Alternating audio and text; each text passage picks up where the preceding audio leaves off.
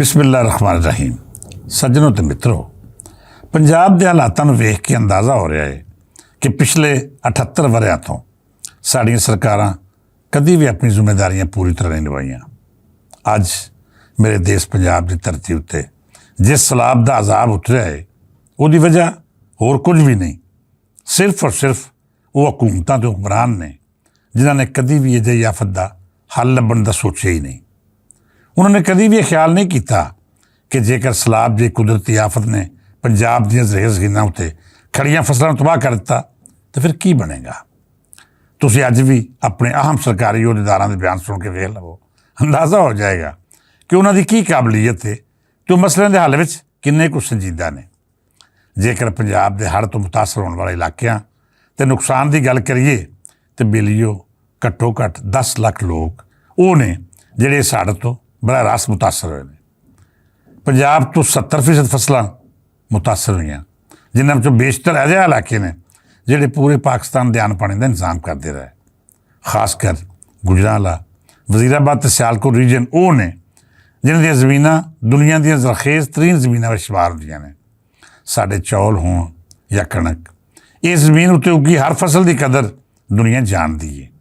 ਬਹਰਹਾਲ ਇਹ ਖਰਬਾਂ ਰੁਪਏ ਦਾ ਨੁਕਸਾਨ ਹੈ ਜਿਹੜਾ ਕਿਸੇ ਸਰਕਾਰ ਨੂੰ ਨਹੀਂ ਬਲਕਿ ਬਰਾਹ ਰਾਸਤ ਉਸ ਆਮ ਬੰਦੇ ਨੂੰ ਹੋਇਆ ਹੈ ਜਿਹੜਾ ਇਸ ਪੂਰੇ ਸੂਬੇ ਦੀ ਇਕਾਨਮੀ ਚਲਾਉਂਦਾ ਹੈ। ਲੱਖਾਂ ਫੈਮਲੀਆਂ ਬੇਘਰ ਹੋਈਆਂ ਅਤੇ ਇੰਨੀ ਵੱਡੀ ਤਾਦਾਦ ਵਿੱਚ ਹੀ ਮਾਲ ਡੰਗਰ ਵੀ ਇਸ ਹੜ੍ਹ ਦੀ ਨਜ਼ਰ ਹੋਏ।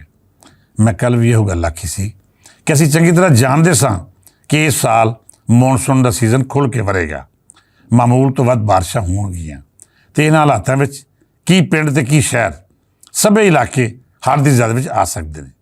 ਮੈਂ ਕਈ ਵਾਰੀ ਇਸ ਮਸਲੇ ਉੱਤੇ ਚਾਨਣ ਪਾਇਆ, ਸਰਕਾਰਾਂ ਨੂੰ ਝਿਜੋੜਨ ਦੀ ਕੋਸ਼ਿਸ਼ ਕੀਤੀ, ਪਰ ਕੋਈ ਆਮ ਸ਼ਖਸੀਅਤ ਜਾਂ ਫਿਰ ਬਿਊਰੋਕਰੇਟ ਇਸ ਪਾਸੇ ਨਹੀਂ ਆਇਆ। ਨਾ ਮੁਤਲਕਾ ਵਜ਼ਾਰਤ ਨੇ ਅਤੇ ਨਾ ਹੀ ਸੂਬੇ ਦਾ ਨਿਜ਼ਾਮ ਚਲਾਉਣ ਵਾਲੇ ਇਦਾਰੇ ਨੇ ਕਿਸੇ ਨੇ ਪੇਸ਼ਗੀ ਇੰਤਜ਼ਾਮ ਨਹੀਂ ਕੀਤੇ। ਨਾ ਤਾਂ ਬਰਸਾਤੀ ਨਾਲੇ ਸਾਫ਼ ਕੀਤੇ ਗਏ ਅਤੇ ਨਾ ਹੀ ਦਰਿਆ ਦੇ ਬੰਨ੍ਹ ਇੰਨੇ ਪੱਕੇ ਹੋਏ ਕਿ ਹੜ੍ਹ ਆਬਾਦੀ ਨੂੰ ਮੁਤਾਸਰ ਨਾ ਕਰੇ। ਇਹਦੇ ਨਾਲ ਨਾਲ ਸਭ ਤੋਂ ਵੱਡਾ ਅਲਮੀਆ ਉਹ ਸੁਸਾਇਟੀਆਂ ਨੇ ਜਿਹੜੀਆਂ ਦਰਿਆ ਦੀ ਜ਼ਮੀਨ ਉੱਤੇ ਕਾਇਮ ਹੋਈਆਂ। ਮੈਂ ਬਹੁਤੀਆਂ ਮਿਸਾਲਾਂ ਨਹੀਂ ਦਿੰਦਾ।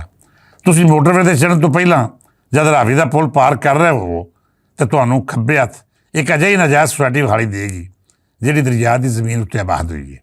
ਮੈਂ ਹੈਰਾਨ ਹਾਂ ਕਿ ਇਸ ਸੁਸਾਇਟੀ ਦੇ ਮਾਲਕ ਜਦ ਵੀ ਦੌਰਾ ਕਰਨ ਆਉਂਦੇ ਨੇ ਅਤੇ ਉਹਨਾਂ ਲਈ ਮੋਟਰਵੇ ਤੋਂ ਹਿਫਾਜ਼ਤੀ ਜੰਗਲੇ ਹਟਾ ਕੇ ਰਾਹ ਬਣਾਇਆ ਜਾਂਦਾ ਹੈ। ਏਡੇ ਵੱਡੇ ਬਦਮਾਸ਼ ਅਤੇ ਏਡਾ ਵੱਡਾ ਮਾਫੀਆ ਜਿਹਦੇ ਸਾਹਮਣੇ ਸਾਡੀਆਂ ਸਰਕਾਰਾਂ ਵੀ ਬੇਵੱਸ ਨੇ ਅਤੇ ਜਾਂ ਫਿਰ ਉਹਨਾਂ ਦੇ ਆਪਣੇ ਹੱਥ ਵੀ ਇਸ ਮਾਫੀਆ ਨਾਲ ਰਲੇ ਹੋਏ ਨੇ। ਉਹ ਇਹ ਸਭ ਤਮਾਸ਼ਾ ਅੱਖਾਂ ਮੀਟ ਕੇ ਵੇਖ ਰਹੇ ਨੇ।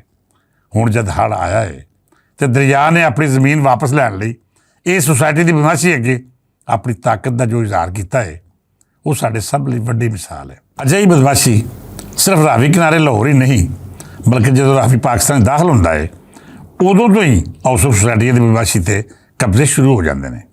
ਦਰਿਆ ਦੀ ਜ਼ਮੀਨ ਤੰਗ ਹੁੰਦੀ ਗਈ, ਨਾ ਇੱਥੇ ਕੋਈ ਕੰਮ ਹੋਇਆ ਅਤੇ ਨਾ ਹੀ ਸਲਾਬੀ ਸੂਰਤਾਂ ਦਾ ਸਾਹਮਣਾ ਕਰਨ ਲਈ ਸਰਕਾਰਾਂ ਨੇ ਪੇਸ਼ਗੀ ਇੰਤਜ਼ਾਮਾਤ ਕੀਤੇ। ਹਰ ਉਹ ਸ਼ਖਸ ਮੁਜਰਮ ਹੈ ਜਿਹਨੇ ਦਰਿਆ ਦੀ ਜ਼ਮੀਨ ਉੱਤੇ ਕਬਜ਼ਾ ਕੀਤਾ। ਸਲਾਬ ਤੋਂ ਪੇਸ਼ਗੀ ਇੰਤਜ਼ਾਮਾਤ ਨਾ ਕੀਤੇ ਅਤੇ ਹਰ ਉਹ ਮਹਿਕਮਾ ਜਿਹਦੀ ਜ਼ਿੰਮੇਵਾਰੀ ਸੀ ਕਿ ਉਹ ਅਜਿਹੀ ਹੰਗਾਮੀ ਸੂਰਤ ਨਾਲ ਚੰਗੀ ਤਰ੍ਹਾਂ ਨਿਬੜਦਾ ਅਤੇ ਉਹ ਸੁਆਹ ਮਲ ਕੇ ਸੁੱਤਾ ਰਿਹਾ, ਉਹ ਸਭੇ ਜ਼ਿੰਮੇਦਾਰ ਨੇ। ਮੈਂ ਸਰਕਾਰਾਂ ਨੂੰ ਅਪੀਲ ਕਰਦਾ ਹਾਂ ਕਿ ਮਰੀਮ ਨਵਾਜ਼ ਹੋਰਾਂ ਜਿਵੇਂ CCD ਦਾ ਮਹਿਕਮਾ ਕਾਇਮ ਕਰਕੇ ਬਦਮਾਸ਼ਾਂ ਨੂੰ ਨੱਥ ਪਾਈ ਹੈ, ਉਂਝ ਹੀ ਇੱਕ ਮਹਿਕਮਾ ਅਜਿਹਾ ਵੀ ਕਾਇਮ ਕਰੋ ਜਿਹੜਾ ਦਰਿਆ ਉੱਤੇ ਕਬਜ਼ੇ ਕਰਕੇ ਸੁਸਾਇਟੀਆਂ ਬਣਾਉਣ ਵਾਲੇ ਬਦਮਾਸ਼ਾਂ ਨੂੰ ਨੱਥ ਪਾਏ। ਜਿਨ੍ਹਾਂ ਲੋਕਾਂ ਦਾ ਨੁਕਸਾਨ ਹੋਇਆ, ਫਸਲਾਂ ਤਬਾਹ ਹੋਈਆਂ, ਘਰ ਹੜ੍ਹ ਦੀ ਨਜ਼ਰ ਹੋ ਗਿਆ, ਜਿਨ੍ਹਾਂ ਦੇ ਮਾਲ ਡੰਗਰ ਰੁੜ ਗਿਆ, ਉਹਨਾਂ ਸਭ ਦਾ ਨੁਕਸਾਨ ਇਸ ਮਾਫੀਆ ਦੇ ਗਲਮੇ ਉੱਤੇ ਹੱਥ ਪਾ ਕੇ ਇਹਨਾਂ ਦੇ ਢਿੱਡ 'ਚੋਂ ਕੱਢਿਆ ਜਾਏ। ਇਹ ਖਰਬਾਪਤੀ ਮਾਫੀਆ ਜਿਹਨੇ ਦਰਿਆ ਦੀ ਜ਼ਮੀਨ ਉੱਤੇ ਕਬਜ਼ਾ ਕਰਕੇ ਇਸ ਤਬਾਹੀ ਨੂੰ ਕਈ ਗੁਣਾ ਵਧਾ ਛੱਡਿਆ ਹੈ, ਇਹ ਸਭ ਤੋਂ ਹਿਸਾਬ ਲੈਣ ਦਾ ਵੇਲਾ ਹੈ। ਅਤੇ ਜੇਕਰ ਇਹਨਾਂ ਦਾ ਹਿਸਾਬ ਕਿਤਾਬ ਨਹੀਂ ਹੁੰਦਾ ਤਾਂ ਸਰਕਾਰਾਂ ਅੱਜ ਵੀ ਇਹਨਾਂ ਦੀ ਸਹੂਲਤਕਾਰੀ ਦਾ ਫਰਜ਼ ਨਿਭਾਉਂਦੀਆਂ ਨੇ ਅਤੇ ਫਿਰ ਬੇਲੀਓ ਜਾਣ ਜਾਓ ਕਿ ਤੁਹਾਡਾ ਕੋਈ ਵੀ ਦਰਦੀ ਨਹੀਂ। ਸੱਜਣੋ ਤੇ ਮਿੱਤਰੋ, ਇਸ ਮੁਸ਼ਕਿਲ ਵੇਲੇ ਵਿੱਚ ਹਮੇਸ਼ਾ ਹੀ ਤਰ੍ਹਾਂ ਪਾਕ ਫੌਜ ਮੁਤਾਸਰੀਨ ਦੇ ਨਾਲ ਖਲੋਤੀ। ਉਹ ਰੇਂਜਰ ਦਸਤੇ ਹੋਣ ਜਾਂ ਫਿਰ ਪਾਕ ਆਰਮੀ, ਉਹਨੇ ਜਿਵੇਂ ਹੜ੍ਹ ਦਾ ਸ਼ਿਕਾਰ ਹੋਣ ਵਾਲੇ ਲੋਕਾਂ ਨੂੰ ਰੈਸਕਿਊ ਕੀਤਾ ਅਤੇ ਜਿਵੇਂ ਇਮਦਾਦ ਪਹੁੰਚਾਈ, ਉਹ ਯਕੀਨਨ ਸਰਾਹਣਯੋਗ ਹੈ। ਮੈਂ ਹਮੇਸ਼ਾ ਆਖਦਾ ਹਾਂ ਕਿ ਜਿਹੜਾ ਨਜ਼ਮੋ ਜ਼ਬਤ ਫੌਜ ਦਾ ਹੈ ਅਤੇ ਜਿਵੇਂ ਫੌਜ ਅਜਿਹੀਆਂ ਆਫਤਾਂ ਵੇਲੇ ਆਪਣੀ ਲੁਕਾਈ ਦੀ ਮਦਦ ਲਈ ਅੱਪੜਦੀ ਹੈ, ਸਾਡੇ ਸਿਵਲ ਮਹਿਕਮੇ ਇਹ ਫਰਜ਼ ਕਿਉਂ ਨਹੀਂ ਨਿਭਾਉਂਦੇ? ਕੀ ਉਹਨਾਂ ਨੂੰ ਇਹਦੀ ਤਰਬੀਅਤ ਨਹੀਂ ਮਿਲ ਸਕਦੀ? ਕੀ ਉਹਨਾਂ ਦਾ ਕੋਈ ਫਰਜ਼ ਨਹੀਂ ਕਿ ਉਹ ਆਪਣੀਆਂ ਜ਼ਿੰਮੇਦਾਰੀਆਂ ਨਿਭਾਵਣ? ਗੱਲ ਕੌੜੀ ਜ਼ਰੂਰ ਹੈ ਪਰ ਸੱਚੀ ਹੈ ਕਿ ਸਾਡੇ ਸਰਕਾਰੀ ਅਦਾਰੇ ਸਿਰਫ ਉਹੀ ਕੰਮ ਕਰਦੇ ਨੇ ਜਿਹਦੇ ਵਿੱਚ ਮਾਲ ਪਾਣੀ ਦੀ ਗੁੰਜਾਇਸ਼ ਹੋਵੇ। ਸਿਰਫ ਹਾਲਾ ਕਰਕੇ ਲੋਕਾਂ ਦੇ ਦਰਦੀ ਹੋਣ ਦਾ ਦਾਅਵਾ ਨਹੀਂ ਕੀਤਾ ਜਾ ਸਕਦਾ।